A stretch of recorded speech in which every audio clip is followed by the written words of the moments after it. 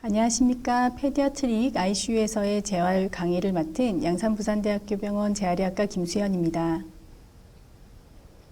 소아중환자실에서 재활치료에 대해서 말씀드리겠습니다. 말씀드린 내용은 다음과 같습니다.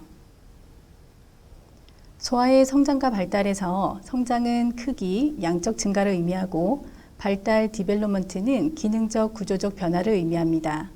출생 후 돌까지는 시각, 청각, 언어 기능이 빠르게 발달하고 돌 이후에 고등인지 기능이 발달하게 됩니다. 뇌의 발달에서는 교내가 생존 반사인 원시 반사와 관련하여 생애 초기에 가장 먼저 활성화되고 이후 중뇌에서 자세 조절과 시청각 통합, 정의 반응 등을 통해서 운동 조화에 중요한 역할을 하게 됩니다. 되뇌피질은 의도적인 운동 계획 및 감각 통합과 처리를 담당하고 전두엽은 가장 마지막에 발달하는 부위로 고등인지 및 자기 조절을 담당하게 됩니다. 이렇게 뇌 발달이 활발히 진행되는 소아의 크리티컬 센시티브 피리어드에 급성 중증 질환 상태로 인해서 세데이션이 되어 있거나 장기간 활동을 제대로 하지 못한다면 신체적인 성장뿐만 아니라 신경 발달의 측면에서도 부정적인 결과를 초래하게 되겠습니다. 소아 근골격계 성장에서 경직이나 적인장과 같은 비정상적인 힘이 근육에 작용을 하면 근육의 탄성과 성장이 감소하여 단축이나 관절 구축이 발생하게 됩니다.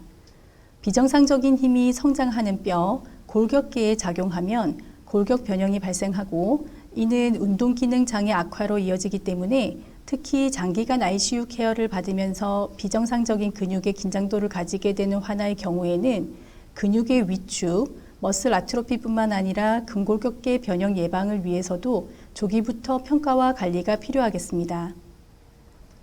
성인과 마찬가지로 소아에서도 중환자 치료 후 증후군, 픽스로 인하여 여러 가지 증상이 발생할 수 있습니다. 성인보다는 ICU 어콰일드 위크니스가 낮게 보고되는데 이는 소아에서는 정확한 근력 측정에 제한이 있고 근전도 등 여러 검사 시행이 성인에 비해서 제한적이기 때문에 저평가되어 있을 가능성이 있습니다. 폐혈증으로 중환자실 치료를 받은 이후 신경인지 문제 등이 44% 정도 높은 비율로 발생하고 특수교육이 필요한 경우도 있습니다.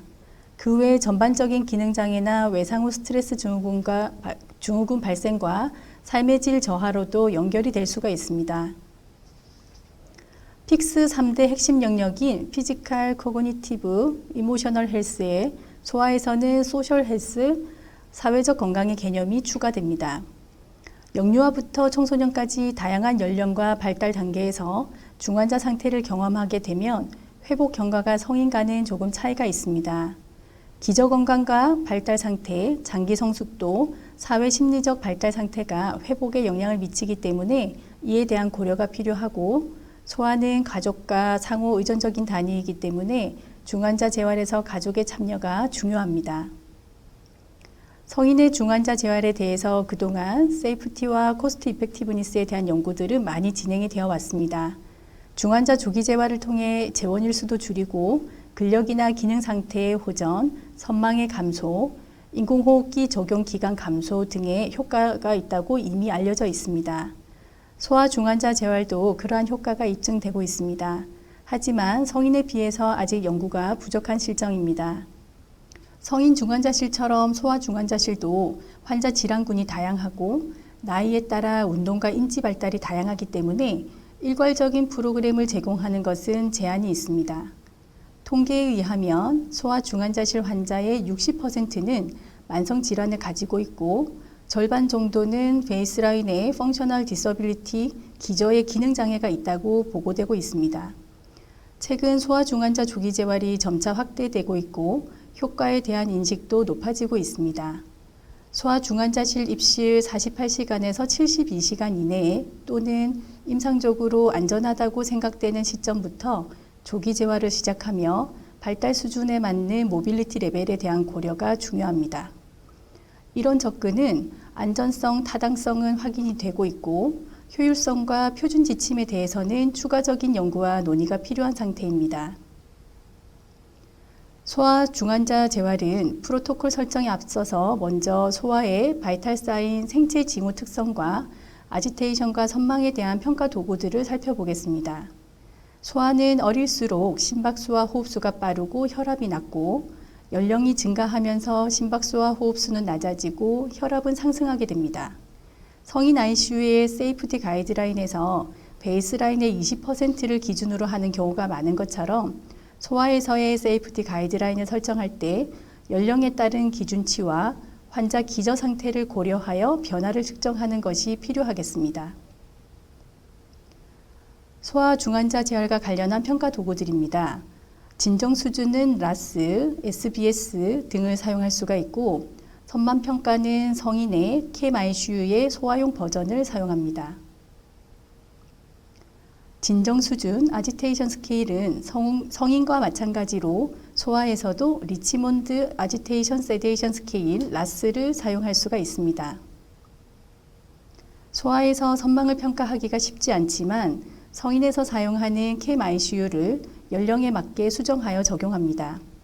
5세 이상의 소아에서부터 사용 가능한 페디아트릭 CAM-ICU는 성인의 CAM-ICU와 거의 유사한데 비체계적인 사고의 항목에서 소아 수준에 맞게 사물의 크기 비교 등으로 수정이 되어 있습니다. 5세 미만의 소아에서 사용하는 프리스쿨 CAM-ICU는 비체계적인 사고 항목에서 수면을 평가하는 것으로 대체되어 있습니다. PICU에서 조기 재활은 이전에도 재활의학과 협진하에 시행이 되어 왔었습니다. 2016년도부터 PQ업이라는 이름으로 존스 호킨슨 PICU에서 QI를 시행하고 발표한 이후에 더욱 체계화 및 활성화가 되고 있는 것 같습니다. PQ업 프로그램이 소개된 지 10년 정도가 지났고 장기적인 효과를 확인하기 위한 멀티센터 스터디도 진행이 되고 있습니다. PICU에서 3일 이상 재원하는 소아청소년에서 얼리 모빌리제이션 프로그램을 적용한 것입니다. PQ업 프로그램에서는 소아의 바이탈 사인의 베이스라인에서 20% 정도 변화가 있거나 그 외 혈력학적으로 불안정한 경우 활동 중단 기준으로 제시하고 있습니다.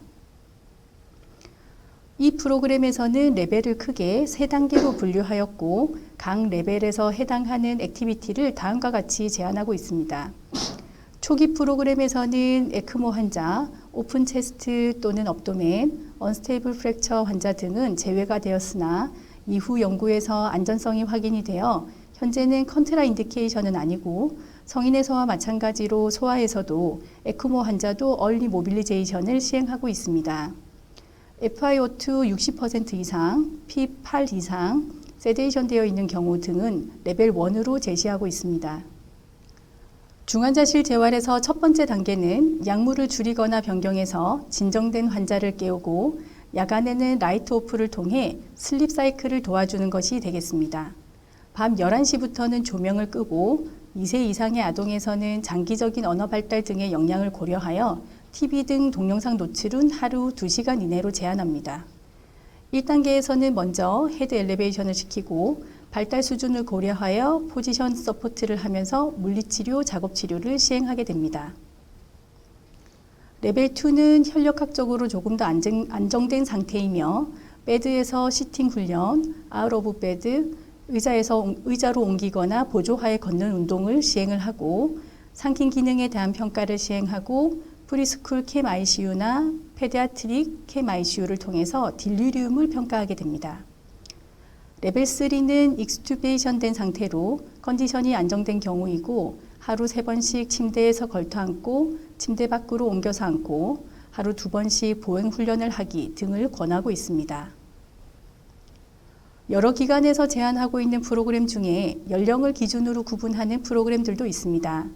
재퇴연령 37주에서 생후 13개월까지 매트 액티비티가 주로 필요한 그룹, 보행 훈련이 가능한 14개월부터 4세까지, 대운동 기능이 거의 90% 정도까지 이루어졌다고 생각되는 만 5세 이상인 경우로 나누어서 활동을 제시하기도 합니다.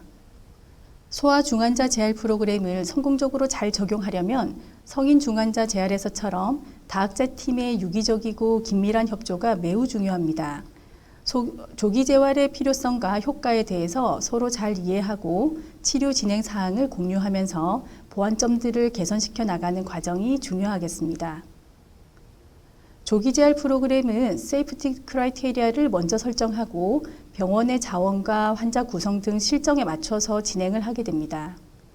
저희 양산부산대학교 병원에서 PICU 조기 재활로 적용하고 있는 하이5 PQ 프로그램을 소개해 드리겠습니다.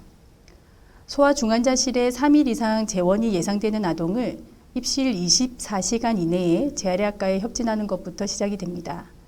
진정 수준 및 의학적 상태, 기능 연령에 따라서 레벨을 설정하고 다학제 회진을 통해서 프로그램 실행 내용을 점검하며 보호자 연계를 시행합니다.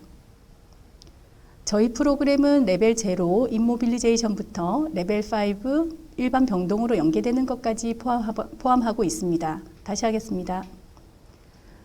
저희 프로그램은 레벨 0 임모빌리제이션부터 레벨 5 일반 병동으로 연계하는 것까지 포함하고 있습니다. 레벨 0는 오픈 체스트 또는 업도멘, 어큐트 뉴럴로직 이벤트가 있거나 샥 상태일 때에 해당하고 이 단계에서는 미니멀 핸들링만 시행을 하게 됩니다. 재활치료의 중단 기준은 베이스라인에서 바이탈 사인 20% 변화가 있을 때로 정했습니다. 라스와 의학적인 상태를 기준으로 레벨을 설정하고 연령별 발달 수준과 중환자실 입실 전 기저의 베이스라인 기능 수준을 고려해서 치료 활동과 목표를 설정합니다. 레벨 1은 라스 -4에서 -1 정도인 경우이고 수동 운동과 자세 보조를 시행하는 단계입니다. 특히 6개월 이전의 영유아에서는 특정 자세로 인해서 사두증이나 단두증과 같은 두개골 변형이 발생할 수가 있고 돌 이전의 아이들이 장기간 누워서 지내다 보면 고관절 이형성증과 같은 스켈레탈 디포미티가 발생할 수가 있기 때문에 포지션 케어, 자세 관리가 매우 중요합니다. 하루 3번씩 간호파트에서 파지티브 터치, 가벼운 촉각 자극을 제공하고 근 위축을 예방하기 위한 일렉트리컬 스티뮬레이션을 적용합니다. 소아는 성장 과정에 있기 때문에 관절 변형 예방을 위한 지속적인 포지셔닝과 스트레칭이 매우 중요합니다. 변형을 막을 수 있는 상지 또는 하지 보조기를 조기부터 적용하는 것이 도움이 되겠습니다. 레벨 2에서는 시팅을 시작합니다. 체격이 작은 소아는 침대만 세워서는 자세가 고정되지 않는 경우가 많기 때문에 시팅 디바이스로 텀블폼 피더 시트를 활용하면 앉은 자세를 보조하는 데 도움이 됩니다.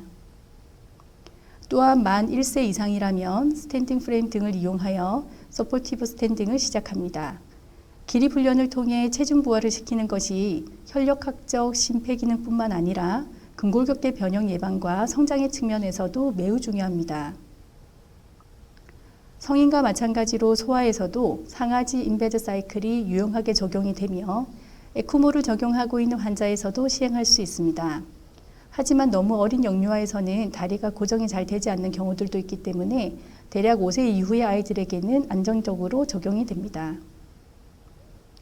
레벨 3는 라스 -1에서 1까지이고 협조가 가능해서 액티브 무브먼트를 할 수 있는 단계입니다.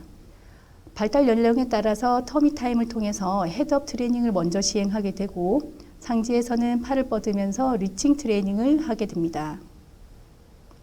기저의 기능 수준을 고려해서 등 지지 없이 앉기, 댕글링 걸터 앉기, 스탠딩, 서기, 훈련 등을 시행할 수가 있고 아웃 오브 베드 투 체어로 의자나 휠체어로 옮겨 앉기를 시작합니다.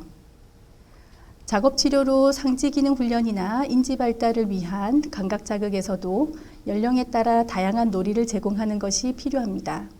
장기간 기도 삭관을 유지하다가 발관을 한 이후에는 침상에서 연화 기능을 평가하고 구강운동 자극 등의 연화 치료를 시행하게 됩니다. 레벨 4는 성인과 유사하게 중환자실 내에서 보행 훈련을 시행합니다. 소아에서는 놀이를 통한 치료 참여도를 높이기 위해서 호흡 제어를 시행할 때도 하모니카나 놀이기구를 활용하는 것이 도움이 되겠습니다.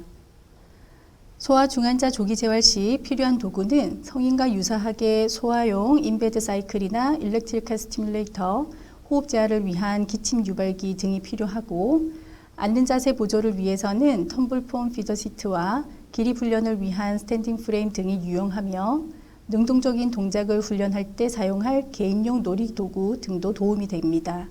또한 보호자 면회 시에 함께 참여할 수 있도록 교육하는 것이 중요하겠습니다. 정리를 하면 소아 중환자 재활도 성인과 마찬가지로 안전성과 타당성은 확인이 되고 회복에 도움이 됩니다. 장기적인 효과와 표준화된 가이드라인에 대해서는 추가적인 연구가 필요한 상태입니다. 소아의 연령에 따른 신경 발달 상태에 대한 고려가 필요하고 액티브 엑서사이즈에서는 놀이를 이용한 프로그램을 적용합니다. 각 기관의 실정에 맞춘 구조화된 치료 프로그램을 만들고 팀원들 간의 적극적인 소통과 공유를 통해서 활성화하는 것이 필수적이고 가족이 참여할 수 있도록 연계하는 것이 장기적인 관리를 위해서 중요하겠습니다. 이상으로 강의를 마치겠습니다. 감사합니다.